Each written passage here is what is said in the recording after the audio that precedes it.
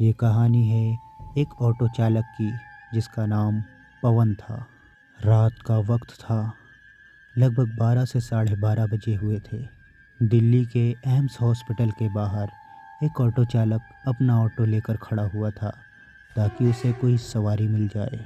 रात बहुत ज़्यादा होने के कारण अब वो ऑटो चालक भी सोचने लगा कि अब उसे घर चले जाना चाहिए।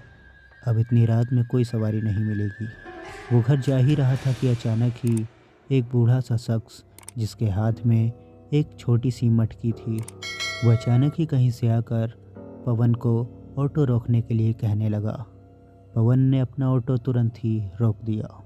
फिर वो आदमी अचानक ही आकर पवन के ऑटो में बैठ गया और वो पवन से कहने लगा, भैया मुझे सराय काले खां तक जाना है, क्या तुम मुझे छोड़ दोगे? पैसे जितने मर्जी उतने ले लेना। ये सुनने के बाद पवन ने कहा कि नहीं नहीं, जितना बनता है आप मुझको उतना ही देना, ज़्यादा पैसे मुझे नहीं चाहिए, मैं अपना काम पूरी ईमानदारी से करता हूँ। और फिर पवन ऑटो चलाने लगा। पवन उस आदमी से कुछ बातें कर ही रहा था कि अचानक ही वो आदमी ऑटो से कहीं गायब हो गया। अब पवन ने अपने ऑटो के शीशे में देखा तो उसे पीछे की सीट पर कोई भी बैठा हुआ नज़र नहीं आ रहा था। ये देखते ही पवन काफ़ी ज़्यादा घबरा गया। पवन ने अपना ऑटो तुरंत ही रोड के किनारे पर रोका और उसने जैसे ही पीछे जाकर देखा तो वो आदमी ऑटो में बैठा हुआ था और वो पवन से कहने लगा, क्या बात हुई, आपने गाड़ी क्यों रोक दी? पवन कहने लगा, मुझे ऐसा लगा जैसे कि अभी आप ऑटो के अंदर नहीं थे। ये सुनने के बाद वो आदमी हंसने लगा और कहने लगा, चलो चलो आप गाड़ी लेकर चलो, ऐसा तो होता रहता है। अब पवन गाड़ी भी चला रहा था और वो बार बार शीशे में देखे जा रहा था। वो आदमी पवन की तरफ शीशे में घूर घूर कर देखे जा रहा था। फिर अचानक ही वो आदमी एक बार फिर से ऑटो से गायब हो गया। पवन ने फिर से अपना ऑटो रोड के किनारे लगा दिया और पवन ने फिर से पीछे देखा और उस आदमी को आवाज़ दी, लेकिन वो आदमी ऑटो में नहीं था। सिर्फ उस आदमी की वो मटकी ऑटो में रखी हुई थी। ये देखने के बाद पवन ऑटो के चारों तरफ चक्कर लगाने लगा और वो देखने लगा कि वो आदमी आखिर कहाँ गायब हो गया। अब पवन समझ चुका था ये कोई इंसान नहीं है। पवन तुरंत ही अपने ऑटो में बैठा और वो ऑटो को चलाने लगा। फिर अचानक ही पवन की नज़र उस रखी हुई मटकी पर पड़ी। पवन ने तुरंत ही रोड के किनारे अपने ऑटो को रोक दिया और उसने वो मटकी उठाकर रोड के किनारे रख दी और पवन ऑटो चलाने लगा। पवन थोड़ा सा ही दूर निकला था कि अचानक ही वो आदमी पवन के ऑटो में कहीं से आ गया और वो बहुत ही गुस्से में पवन से कहने लगा, मेरा सामान कहाँ है? तुमने मेरा सामान कहाँ फेंक दिया? मुझे मेरा सामान अभी चाहिए, नहीं तो मैं तुम्हें मार दूंगा। ये सुनने के बाद पवन बहुत ज़्यादा डरने लगा और उसका दिल अब पहले से ज़्यादा तेज़ी से धड़क रहा था।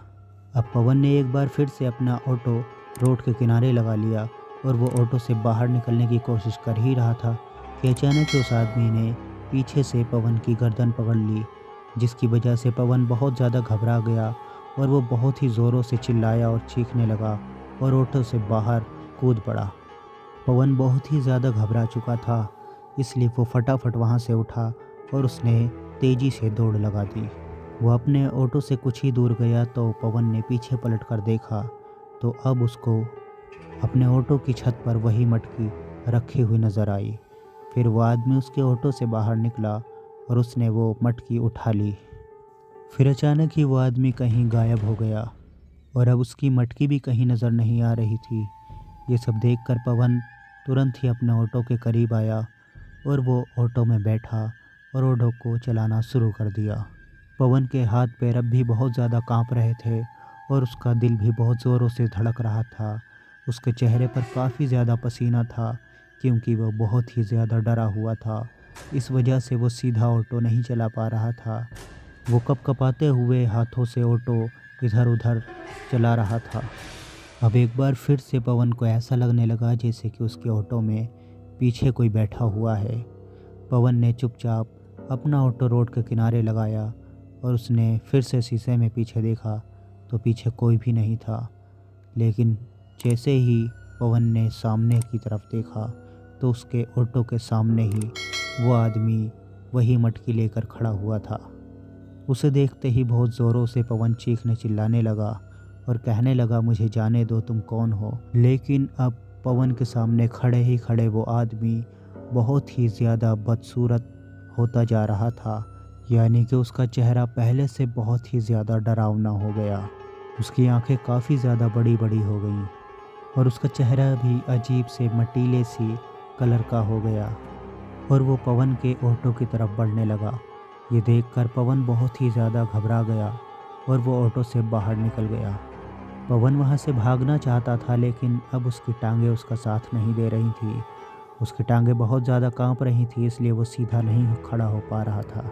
अब वो आदमी पवन के बहुत ही ज़्यादा करीब आ गया था और उसने अपने दोनों हाथों से मटकी को अपने सर से ऊपर उठा करके पवन के सर पर ज़ोरों से दे मारी।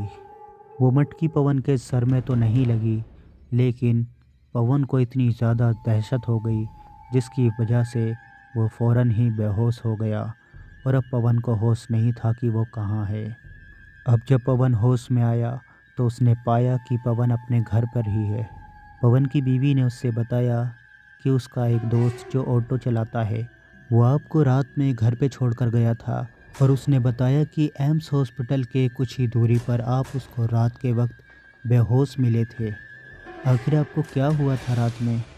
फिर पवन के साथ उस रात में जो भी कुछ हुआ था, पवन ने सभी लोगों से अपनी बात बताई। उनमें से कुछ लोगों ने पवन की बातों पर विश्वास किया और कुछ लोगों ने पवन का मजाक उड़ाया और कहानी यहीं समाप्त हो जाती है। Thanks for watching. Bye bye.